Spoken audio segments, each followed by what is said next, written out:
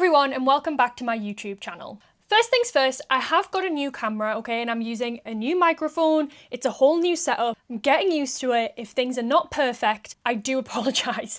I'm just getting to grips with it all. So today, a long-awaited video from me. I've been saying that I'm going to do this long video about this topic for a while now, and it is finally here. So today, I'm going to be talking about getting my first ever smear test, or a cervical screening.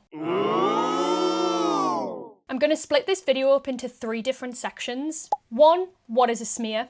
2, my experience in getting a smear. And 3, your questions. I believe they're more commonly referred to as cervical screenings now, but a smear is the common term for it and people understand what that means, or like a pap smear. A smear or a cervical screening is a procedure that takes a swab inside the cervix to gather cells for testing. And this testing is looking for HPV. HPV is a very common sexually transmitted virus, but it is said to cause 99% of cervical cancer cases. HPV itself is not cancer. If you test positive for HPV, that does not mean that you have cervical cancer. It just means that 99% of cervical cancer cases are thought to be caused by having HPV. So having a cervical screening to test to see if you have HPV is incredibly important. Thousands upon thousands of people every single year have their lives saved because their abnormal cells are found early and cervical cancer is prevented or found early. Something that they also do during your screening is just check for physical things. So you might hear your nurse say things like, I'm just going to do a visual check just to make sure that everything is okay. This just means that they might be looking for like abnormal lumps. It's just something that the nurses might do while they're down there just to check that everything is okay. How do they do the screening itself? There are 3 main tools to know about when it comes to a cervical screening. Firstly, a speculum. Secondly is the brush that they use. And thirdly is the pot that they put the brush in to transfer the cells from your cervix into the pot to be tested. So a speculum. It's a fairly scary looking device, but I know here in the UK we do not use metal ones anymore. It's standard practice to use plastic. Speculums come in all different sizes and they essentially open up like this, and this is a tool that's inserted into the vagina and it is able to open up. This then allows somebody to see into your cervix to create that little opening to take the swab to get the cells. Like I said, you can get different size speculums. The size that's used depends on a few different things, whether you're sexually active, how big you are as a person, whether you have any conditions like vaginismus, and what you know you're comfortable with. Pediatric sized speculums also exist, so if you know that you're going to need a rather small speculum, you can request this. But you need to understand that this isn't just a big crank. This isn't something that's inserted in and just like opened up and whipped up to make you like spread. This is something that's done really gently. The nurse or the doctor is able to squeeze the tool and it has a screw type device that holds it in place. So it's not going to snap shut, it can't pinch inside of you, and it can be let gently down by the person doing it before it's removed. I know you look at it outside of a vagina and think, whoa, that goes really wide, but that's not necessarily the case. It just does go that wide, but once it's inside, it's just as wide as the nurse needs it to be to see your cervix. Another thing that can look a little bit scary is the swab. When I first saw this, I thought it was going to be like, you know, a cotton swab like you would use up your nose and in your mouth when you were doing a COVID test or something. When it actually looks a little bit more like a egg pie brush. And I know it looks hard, it looks rough. It really isn't. The river has come to say hello. It really isn't as rough and hard as what it looks. It's very soft. And as I will talk about my experience, I genuinely did not feel the brush. I had no idea that the nurse had actually taken the swab. It's very gentle and it looks the way that it does so that it can collect the maximum amount of cells and really get the sample that it needs to. Once the sample has been collected on the brush, it's then put in the sample pot. This pot has some fluid in, I don't know what it is. And they will then smash and bash. That is the official term for it apparently. I did ask the nurse. They smash and bash the swab into the pot, making sure that all of the cells that are on the swab go into the pot so that this can then be sent off for testing. And depending on your local area or where you went to, it can take anywhere between 2 to 12 weeks to get your results back. A negative result means that you've tested negative for HPV. A positive result means that you've tested positive. Some of the laws and guidance has changed very recently. So it was, if you tested negative for HPV, you would then be invited for a test every 3 years. And if you tested positive for HPV, you'd be invited back for a test every year with possible other investigation just to make sure that everything's okay. And I forgot to say, you should in the UK get invited for your first smear test at 25. Okay, so part 2, my experience. So like I said, you get invited for your first smear test when you're 25. but usually you will get your letter for this about 6 months before that. So mine did turn up in September. Yes, my birthday's in March, and it should come from your GP and you can book it through your GP. However, I knew that I didn't want to go via my GP. Since moving to Newcastle, I've not had a good experience with my GP, not necessarily in terms of like bad practice, it's just a very busy one. I live in a city. I've never actually gone into the practice. I've never met any of the GPs, the nurses, whatever.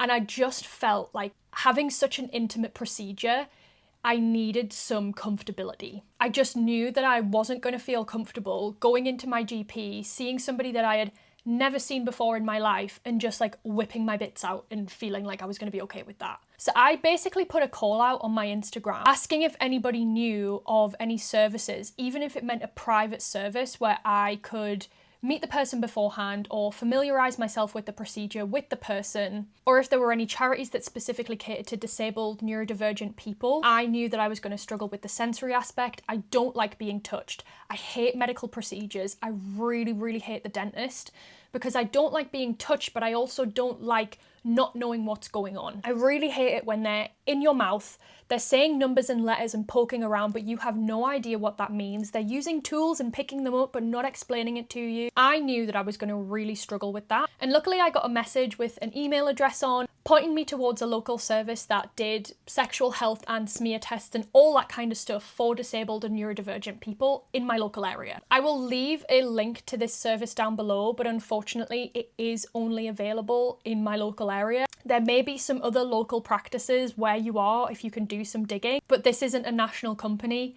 It is literally one woman that runs this service in a local clinic. So I contacted the person that does this, and I basically got a home visit to familiarise myself with the person that was going to do it, the procedure, and ask any questions and just get myself comfortable with the idea of having a cervical screening. And this was so beneficial. She basically just came round, she brought a load of leaflets, and these leaflets were specifically made for people with learning disabilities and with their needs and communication styles in mind. So there were pictures, it was so easy and easily digestible. It didn't make assumptions of people already knowing what the procedure is, because let's be honest, I feel like a lot of people don't know what it is. That's why I'm making this video. But I also got to know the person that was going to be doing this for me, and I found that really helpful. It took away that fear of the unknown when I was going for the procedure. And it also gave me that comfort of knowing that she was really nice, because she was really nice, really friendly, really open. You could ask whatever questions that I wanted to. And it was overall really beneficial to do this. And I do believe that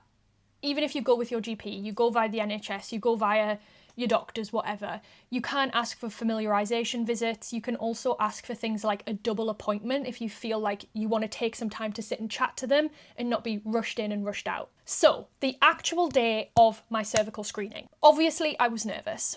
I hate being anxious. I hate high emotions. I really struggle to understand what I'm feeling. This means that I can often dissociate or feel like I'm not present, but I felt really confident. I felt like I walked into that room and I was really, really confident, mainly because I'd done so much prep. I'd met the person that was going to be doing it. I felt like I understood what was going on.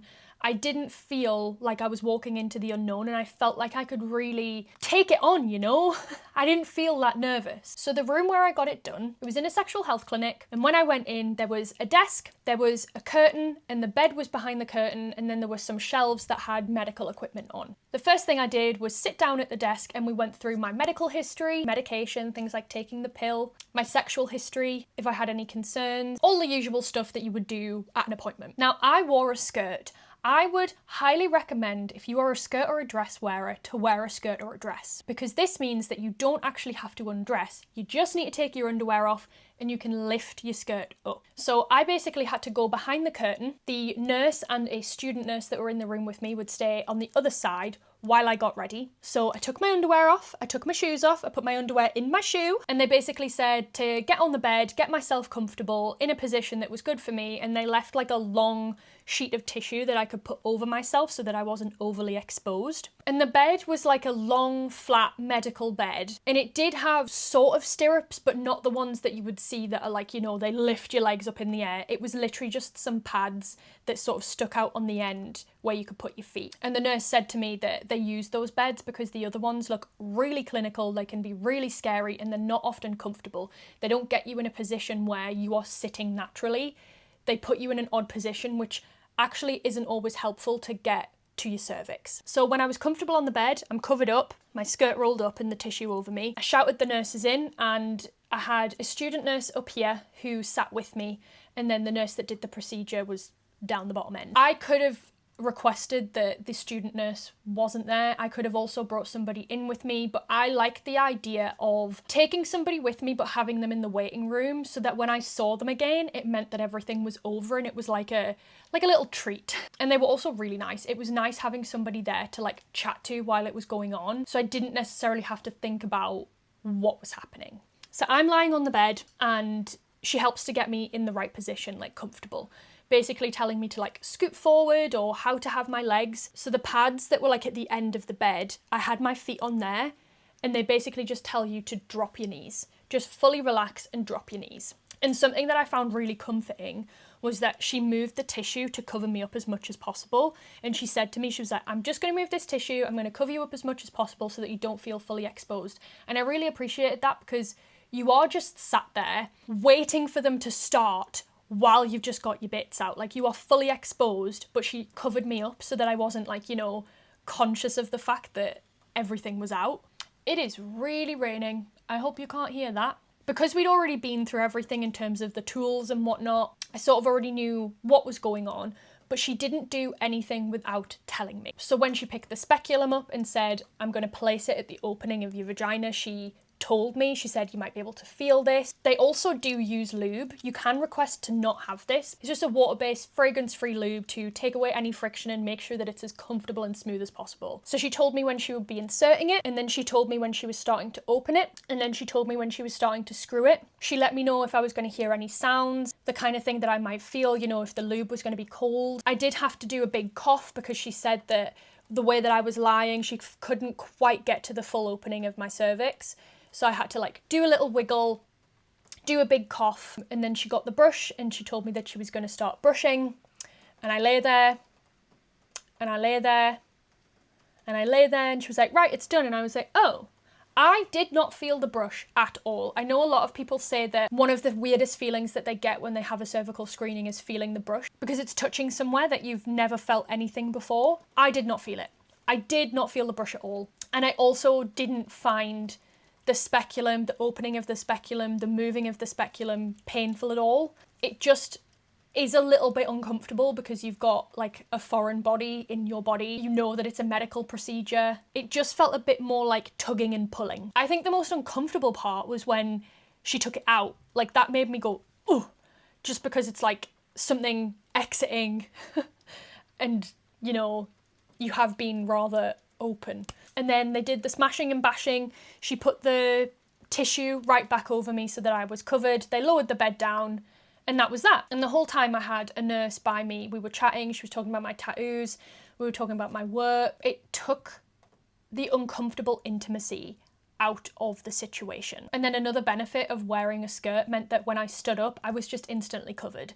I hated the idea of like standing in a clinic just with like my bum hanging out, being like, oh, I'll just go get me pants. I just had to stand up, my skirt came down, and then once they'd gone behind the curtain, I just pulled my knickers back up, you know? I then sat back down. She chatted me through what would happen next, which was they were putting all my details on the pot. This would get sent off. I think I got a text message to say that it had been received a few days later. And then about 3 weeks after, I got my letter to say that it was negative. So I didn't test positive for HPV. I don't need to go back for another screening in a year. I believe recently the guidelines have changed so that if you've tested negative for HPV, you don't need to go back for 5 years. I believe. I don't know if this was just a suggestion or whether it's actually come into practice. I don't know how I feel about it. I think, yay, great, I don't have to go back quite as soon, but I don't know if the evidence is there to factually say that it's beneficial to wait an extra 2 years, especially when it saves so many people's lives. But overall, I had a really positive experience. I went in there and I felt really confident. I didn't feel scared. I felt almost empowered because the structure around me felt safe. I felt like people who were helping me knew how to help me and my needs. You know, they had an understanding of what I might struggle with, whether that is sensory issues, physical touch, all that kind of thing. And that's not something I felt like I was going to get at my GP. I'm not saying that they wouldn't be like that, but I got confidence from knowing that they did instead of going into somewhere and having no knowledge of what it was going to be like. So part 3, this is the most common questions that I have been asked since sharing my experience about getting my smear. I asked over on Instagram and these were the ones that came up, and these were the questions that felt really important to answer because some of them were it really alerted me to the fact that people don't know what this procedure is, and that makes it 10 times more scary. So here are the most common questions that I've had. The top one, how does it feel? For want of a better phrase, it just feels how you'd expect something of that size and shape to feel in that area, if you get what I mean. For people that might not have experienced anything down there, I didn't find it painful. Obviously, I felt like I was in a more relaxed state than what other people might be, but I didn't feel like it felt abnormal or painful. There was just a little bit of tugging. It was just uncomfortable, but not painful or like, you know, like I wanted to run away and scream. Like I said, I didn't feel the brush. The most uncomfortable part of it was having it removed, because having the speculum removed, because it just, you know, you've had something there stretching you a little bit and then it's taken away, you know? The second question was, how long does it take? From getting on the bed to getting off the bed, I was there no longer than 3 to 4 minutes. From having the speculum inserted to having it removed, a minute and a half tops. It was so fast, it was very quick. I didn't feel like I was lying there for like half an hour, and I did have the space to take longer if I needed, you know, if I wanted to say, can we pause for a minute? I'm not sure I'm ready yet kind of thing, but it was done within 5 minutes. Just very quick. Question 3, probably one of the most asked questions, is do you need to prepare? Meaning, do you need to shave? Do you need to be bikini ready kind of thing? No. Most nurses and doctors and medical people will say to you, I would rather you came in hairy and untidy than don't come in at all. This is such an important test. It's such an important thing to have done that medical professionals would rather see you with a bush than have cervical cancer in 5 years because you didn't go get your smear test. So many people work full time and have busy lives that you don't have time to go and get a wax or stand in the shower for 15 minutes to shave. I know it can feel a little bit more dignified to do that, and if you want to do that and it makes you feel more comfortable to do that, then go ahead, but you don't need to. Question 4, I got a lot of questions about sedation and whether you can be sedated to have this. I believe in certain areas and countries you can, and I think it could have been an option for me if I'd pushed a little bit, but I didn't want to. Something that I could have had sedation for was if I had tested positive for HPV and I had to go for further investigation and have a biopsy. The clinic that I went with has ties with the hospital in my local area that would do these biopsies and investigations, and they are able to offer sedation for very anxious people, for disabled people, for neurodivergent people. So I could have had that option if I had to go for a little bit of more invasive procedure. It was never mentioned or offered to me just for my cervical screening, but I think you can get it if you really need it. Question 5 touched on a little bit of that in the last question. Is a cervical screening a biopsy? No. This question really broke my heart when I read it. It wasn't phrased like this, it was, do they cut something away?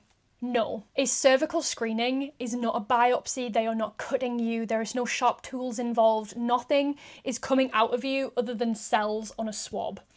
This is about a gentle swab going into your cervix, picking up cells. It's not a knife, it's not a tool, it's not anything going into your cervix and things being removed. That is why it shouldn't be painful. It can be painful for people. Some people do bleed. I think it's more common to bleed if you're on an estrogen-based pill, and blood can interfere with the testing. So if you have one done and you bleed a little bit too much, they might not be able to test the cell, so you might have to go for another one. But a cervical screening is not a biopsy. This is why it's so important for people to understand what the procedure is, so that you are not so scared to go get it done, because they are not cutting anything out of you. However, if you have to go for further investigation, they may need to take a biopsy. But that is not what a cervical screening is. But like I said, this was a procedure, had I needed to have that, I could have got sedation for. As we know about female healthcare, painkillers and comfortable options are often just not a thing. They tend to just say, oh, just pop some ibuprofen before you have it, and expect that to do the job, when these things can be really painful. I don't want to downplay that when it comes to biopsies and further procedures. I haven't had them done. Woo! It is really raining.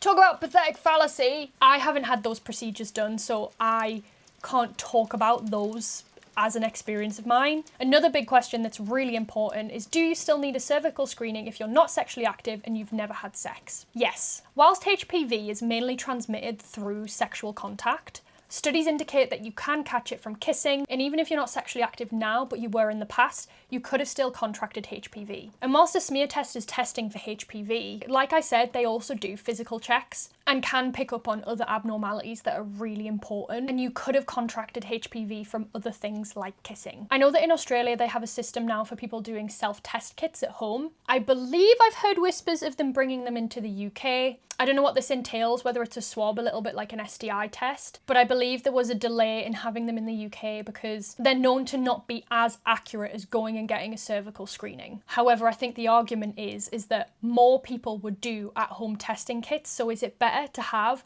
more tests done that are a little bit less accurate than less tests done that are more accurate? Because are you going to catch a wider net of people with HPV and potential abnormalities and help save more people? I know that a lot more people would get tested if they could do it themselves. So I am hoping that this is going to get pushed through and it's something that will be available to us in years to come. I am incredibly proud of myself for getting this done. I am not a naked person. You know how some people are just really comfortable with nudity? They don't really mind like stripping off in front of their friends to get changed, or like they don't really care about procedures like this. I have never been a naked person. I have always been very reserved in my body in that way. I have always, since I found out about cervical screenings when I was a teenager, been terrified of getting a smear. So I am really proud of myself that I got to a point mentally where I felt empowered and confident to do it. I genuinely, hand on heart, think that the worst part about my smear was afterward. Not pain, but emotional feelings. I felt like my anxiety afterwards was worse than before. I kept getting like flashes to lying there with my bits out, feeling really vulnerable and exposed, and just feeling like, not cringe, but just like, oh God, I just had to do that. I think that's why it's taken me a while to film this video, because I've sort of only just got comfortable with talking about the fact that I did it, and not because it was a horrible thing, but just coming to terms with the fact that I was vulnerable and exposed in that kind of position. I don't know, like afterwards it just made me feel really weird, and I had to go for like my favourite food and get a milkshake and like do all the nice things afterwards because I just felt really anxious. I felt like I could have shut down, and I definitely think I would have if I got home, because I would have just like got into my safe space and just gone, woof, which would have been fine, but it can be emotionally stressful to go through that. So I got my favourite food, got a milkshake. But yeah, I would get images of like myself having to go through that, and I was just like, oh, it was just making me feel like, do you know what I mean? Ugh, it's obviously not a nice thing to do. Nobody enjoys getting it done. That's not what it's for. But yeah, that was my experience in getting my cervical screening. I hope that this video has been informative. If you've taken anything away from it, it is that this is a really important procedure. It is something that is vital for female health. It's also worth noting that if you're a trans man and you are registered as male at your GP, you might not get the letters for your cervical screening. You might need to ring up and manually ask. This is just because the letters go out automatically on a system to people registered as female. But if you're a trans man and you have a cervix, you're going to need a cervical screening because you could get cervical cancer. So just as a note, if you are trans, you might not get your letters, so just make sure that you contact your GP to get a cervical screening. But yeah, overall, I really hope that you take away from this how important it is to get your screening done. I hope you feel a little bit more aware of what the process is, because I find that places will say, oh, a speculum does this and a swab does that, but doesn't really show you what they look like, what they might feel like, in-depth the walkthrough of like from the door, getting it done, etc, etc. I hope you feel a little bit more empowered. Do your research in your local area, because there might be a clinic near you that does them for disabled people, neurodivergent people, or at a sexual health clinic where I feel like they have a little bit more space and time to be a little bit more patient with you than getting rushed into a GP's office, if you know what I mean. If you have any specific questions, leave them in the comments below. And let me know if this filming camera is any better, if the audio is okay. Thank you so much for watching this video. I know it was a bit of an awkward one, but I think we need to destigmatize getting a smear and making sure that people go and get them. Thank you so much for watching, and I'll see you in my next video.